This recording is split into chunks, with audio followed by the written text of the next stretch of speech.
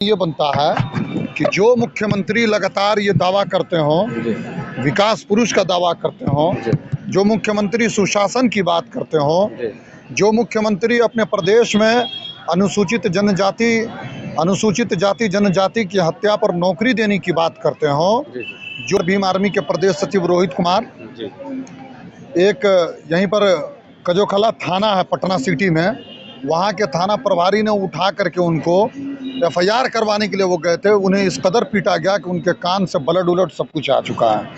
सुन सकते हैं। इस वजह से इस देश के मुसलमानों को ये चाहिए कि इस वक्त उनकी एक आवाज़ है जो उनके आवाज़ से मिला करके खड़ा है, जो उनके हर वक्त कंधे से कंधा मिला करके खड़ा है। उसका नाम है एडवोकेट चंद्रशेखर आज़ाद। और इस देश के वो मिले। अब तो 243 सीटों में से अब तो हम लोग 17.5-18% है ना। अब तो हमको तो अधिकार मिलना चाहिए। जो RJD बात करती है मुसलमानों और MY समीकरण की, तो फिर हमारी संख्या जो 17.5% है। तो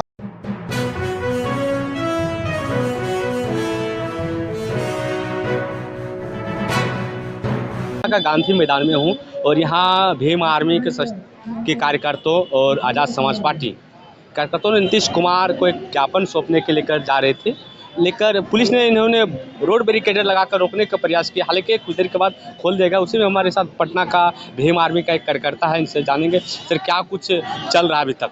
सर क्या कुछ चल रहा है अभी तक? देखिए, बिहार में लगातार अनुसूचित जनजाति पर हो रही अत्याचार, मुसलमानों के साथ हो रही जुल्म और अत्याचार के खिलाफ आज भीम आर्मी और आज़ाद समाज पार्टी ने मुख्यमंत्री आवास का घेराव किया था, जिसको बिस्कोमान भवन के पास पुलिस की तरफ से यह आश्वासन देते हुए कि आप लोग एक डेडिकेटेड टीम को बना करके ले करके चलिए, हम लोग जो है उससे वार्ता करवाते हैं और जो आप लोगों की मांग है उस मांग को रखेंगे। तो हमारी टीम अभी वार्ता करने के लिए गई हुई है। लेकिन सवालिया निशान ये बनता है कि जो मुख्यमंत्री लगातार ये दावा करते हो, विकास पुरुष का दावा करते हो, जो मुख्यमंत्री सुशासन की बात करते हो, जो मुख्यमंत्री अपने प्रदेश में अनुसूचित जाति जनजाति की हत्या पर नौकरी देने की बात करते हो, जो इस प्रदेश का उप मुख्यमंत्री डोमिसाइल नीति को लागू करने की बात करता हो, उन तमाम चीज़ों को इन लोगों ने खारिज कर दिया है।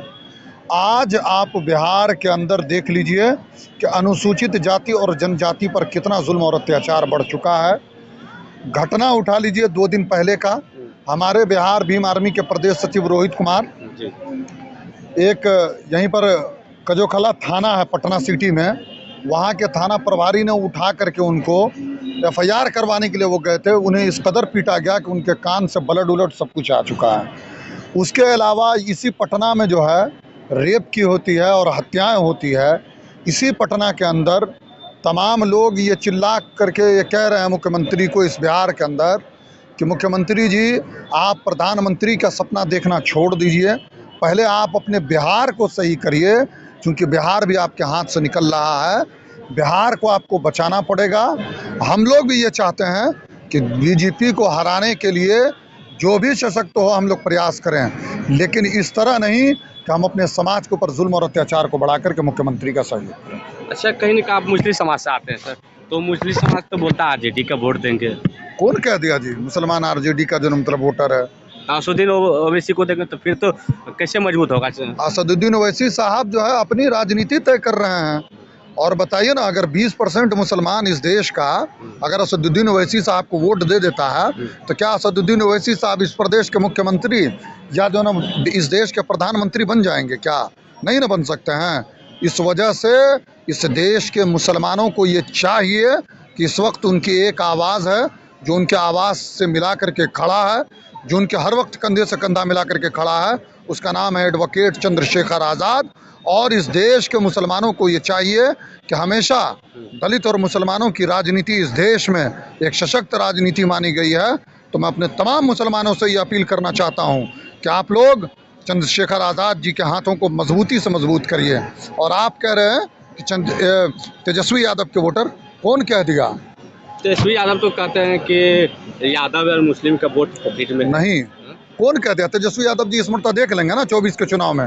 और 25 के चुनाव में तेजस्वी यादव को अगर अभी भी अकल नहीं आई है कि MIM ने 5 सीट उनको सीमांचल में हराया था, भले ही उन्होंने खरीद लिया उन विधायकों को, लेकिन हराया तो था MIM ने। अच्छा, क्या जातीय जनगणना से आप लोग मुसलमान समाज संतुष्ट नहीं है क्या? नहीं, जातीय जनगणना ठीक है, बहुत अच्छी बात है।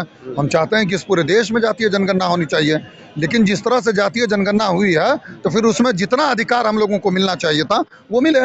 अब तो 243 सीटों में से अब तो हम लोग 17.5-18% है ना। अब तो हमको तो अधिकार मिलना चाहिए। जो RJD बात करती है मुसलमानों और MY समीकरण की, तो फिर हमारी संख्या जो 17.5% है, तो हमको दोनों सबसे ज़्यादा टिकट यहाँ पर मिलना चाहिए इस प्रदेश में।